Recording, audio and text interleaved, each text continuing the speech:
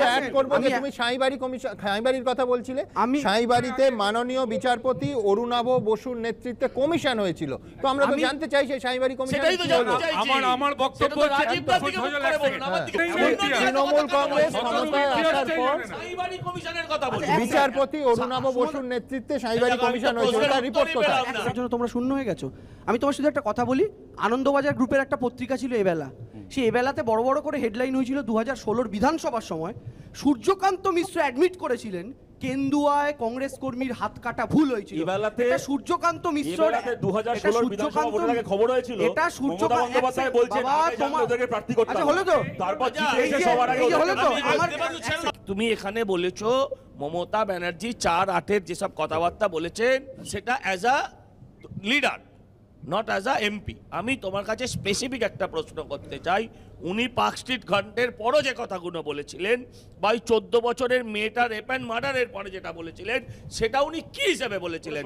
মুখ্যমন্ত্রী হিসেবে বলেছিলেন? ওটা ওই বলুক, মুখ্যমন্ত্রী হিসেবে বলেছিলেন না উনি নেত্রী হিসেবে বলেছিলেন, না উনি সাধারণ মানুষ, না মানবিক তোমাদের চোখে মানবিক হিসেবে বলেছেন? এগুলো জানতে বলছি। সার্জিক্যাল স্ট্রাইকের সময় উত্তর আমি ওটারই উত্তর দিচ্ছি। সার্জিক্যাল নরেন্দ্র মোদি পরে আরে ভাই পথ তুমি ঠিক করে দিও না, তোমার পথ মানে গোয়াল করে ঢুকতে হবে। শোনো আমি যেটা বলতে, আমি দাঁড়াও না, শোনো আমি জাস্ট বলো সরি আমার বলার ভুল হয়েছে। শোনো প্রথম কথা হচ্ছে আজকের সজল তুমি আমি জাস্ট বলো সরি আমার বলার ভুল হয়েছে। শোনো প্রথম কথা হচ্ছে আজকের সজল তুমিও খুব ভালো মতো জানো আজকের আলোচনার বিষয় পার্ক স্ট্রিট নয়, আজকের আলোচনার বিষয়গুলো নয়। প্রথম কথা হচ্ছে আজকের সজল তুমিও খুব ভালো মতো জানো আজকের আলোচনার বিষয় পার্ক স্ট্রিট নয়, আজকের আলোচনার বিষয়গুলো নয়। আমার প্রশ্ন থাকবে যে পুলিশ মন্ত্রী যখন নিজের বাড়ি থেকে বলেন যে ফাইল খুলবো আর পেন ড্রাইভটা বের করব, সেটা উনি বাড়ি থেকে বলছেন বলে নেত্রী হিসেবে বলেন না পুলিশ মন্ত্রী হিসেবে বলেন? সেটা মুখ্যমন্ত্রী হিসেবে বলেন, সেটা মুখ্যমন্ত্রী হিসেবে বলেন। রাজ্যের মুখ্যমন্ত্রী বলছেন যে তোমাদের 4 জন হলে আমরা 8 জনকে অ্যারেস্ট করতে পারি। বিরোধী নেতারা বলছেন তৃণমূলের অমুক অ্যারেস্ট হবে, পুলিশকে ব্যবহার করছে মমতা বন্দ্যোপাধ্যায়, কোনো জায়গায় আইনের শাসনটা কিন্তু আর থাকবে না, সেই কারণেই ভয়। সেই সাধারণ মানুষ হতাশ হচ্ছে, সাধারণ বিচারপতিরা হতাশ হয়ে পড়ছেন। মুখ্যমন্ত্রী যিনি সততার প্রতীক বলতেন, মুখ্যমন্ত্রী চুপ। মুখ্যমন্ত্রী কেন চুপ করেছিলেন রেশন দুর্নীতি নিয়ে? মানুষ প্রকাশ্যে এই এবিপি আনন্দের ক্যামেরার সামনে দাঁড়িয়ে বলছে যে আমরা টাকা দিয়েছি। মুখ্যমন্ত্রী হয়তো লক্ষ্মীর ভাণ্ডার দিচ্ছেন, কিন্তু একটা সুস্থ রাজনৈতিক সংস্কৃতি কি দিতে পারলেন? বিরোধীরা প্রার্থী দিতে পারছেন না বহু জায়গাতে। বামপন্থীরা যে জায়গায় ছেড়েছিল তাকে আপনি আরো বাড়িয়ে তুলেছেন। হিংসাক মাসে 16 জন বামপন্থী কর্মীর মৃত্যু ঘটেছিল। 11 বছরের মধ্যে 201 জন বামপন্থী কর্মী সমর্থক নেতারকে মার্ডার করা হয়েছে।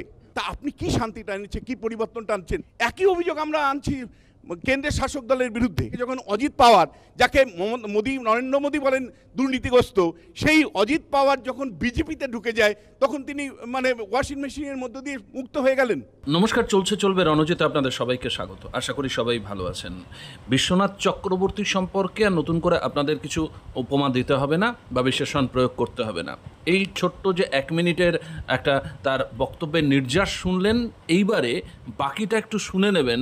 এই রকম তুলোধনা করেছেন যে তৃণমূল এবং একই সাথে বিজেপিকে, সিপিআইএমকে কিন্তু আবারও তিনি যথেষ্ট সেফগার্ড করলেন এবং তিনি পরিষ্কার বললেন যে সিপিআইএমের শেষের দিকে সেটা তো স্বীকার্য যে অবস্থাটা খুব খারাপের দিকে যাচ্ছিল।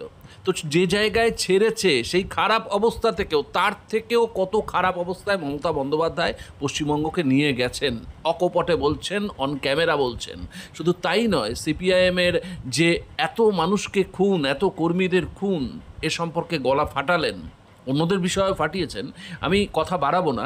যদি আপনাদের এই প্রতিবেদনটা ভালো লাগে, লাইক শেয়ার করে অনেক মানুষের মধ্যে ছড়িয়ে দিন। 2026 আমি বারবার বলছি ভীষণ কঠিন, কারণ যেভাবে জাতির ভিত্তিতে এবং ওই পয়সার রাজনীতিতে, ডোল পলিটিক্সে সাধারণ মানুষকে ভুলিয়ে দিয়ে এই দুর্নীতিগ্রস্ত সরকার আবার আসার একটা মরিয়া প্রয়াস চালাচ্ছে, সেইখানে ভোটটাকে কনসেন্ট্রেট করার জন্য বামেদের পক্ষে এই রকম বক্তব্য যাবে, এই প্রতিবেদনগুলোই আপনাদের সামনে তুলে ধরছি, যেগুলো আপনাদেরও দায়িত্ব অনেক মানুষের মধ্যে ছড়িয়ে দেওয়া। ধন্যবাদ, দেখতে থাকুন।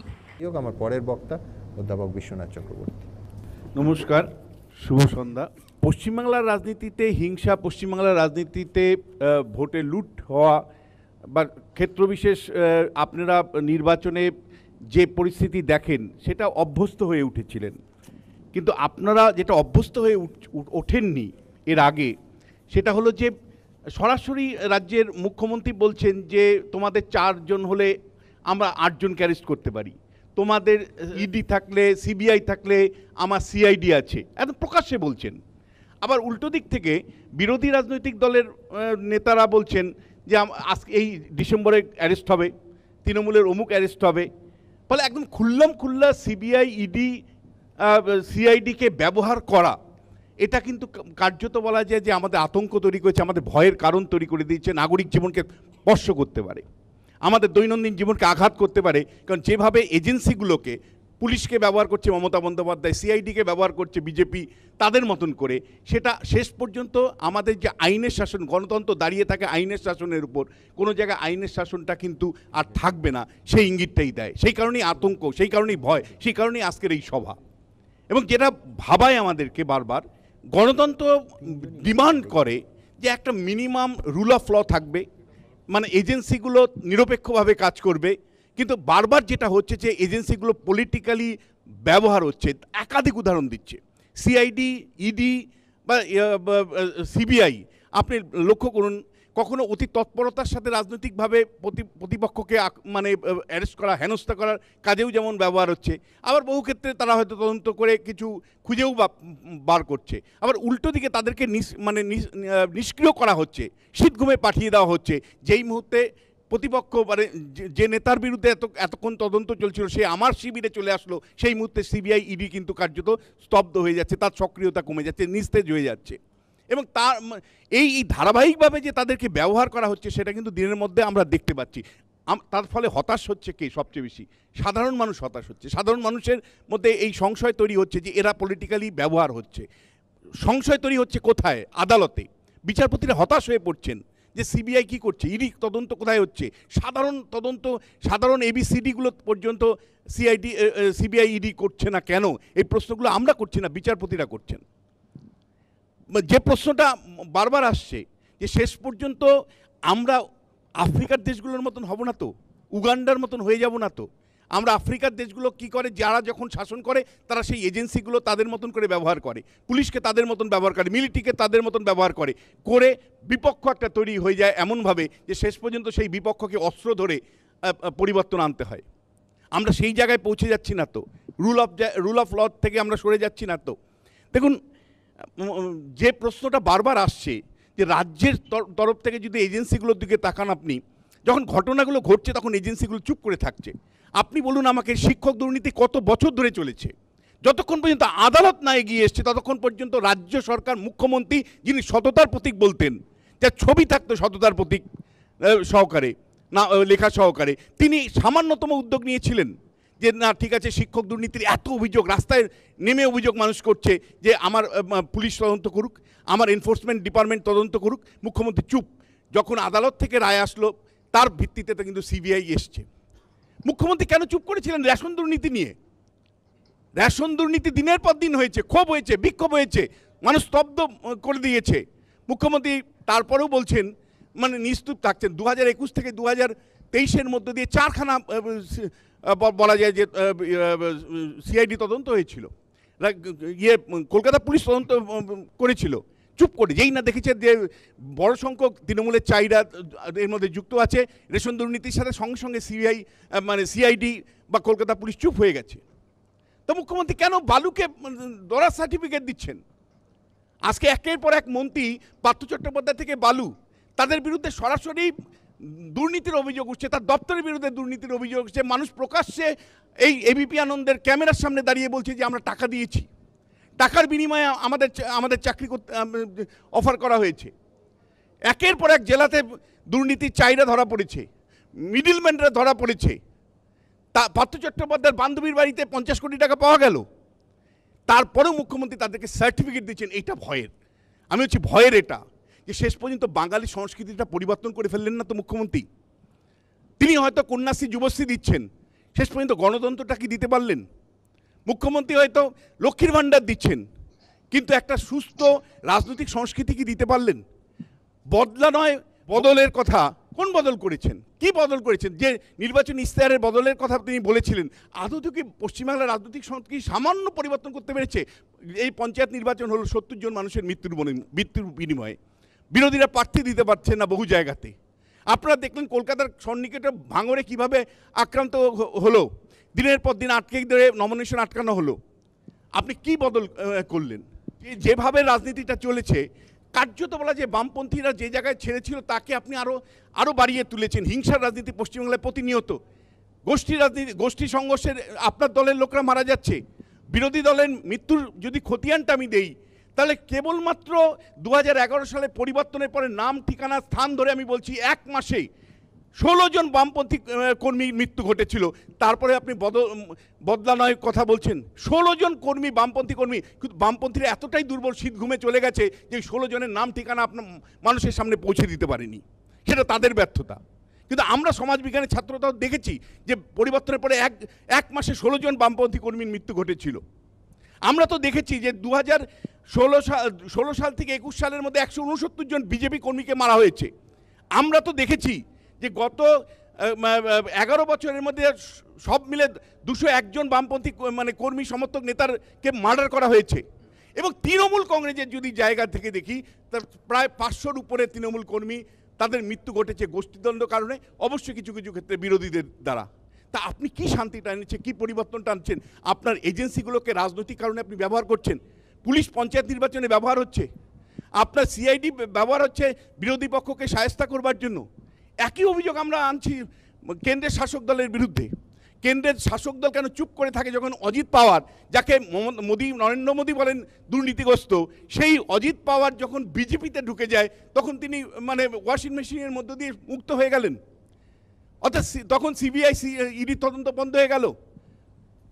আসামের মুখ্যমন্ত্রী, বর্তমান মুখ্যমন্ত্রী, তিনি একসময় তার বিরুদ্ধে সারদা দুর্নীতির অভিযোগ ছিল, তিনি মুক্ত হয়ে গেলেন।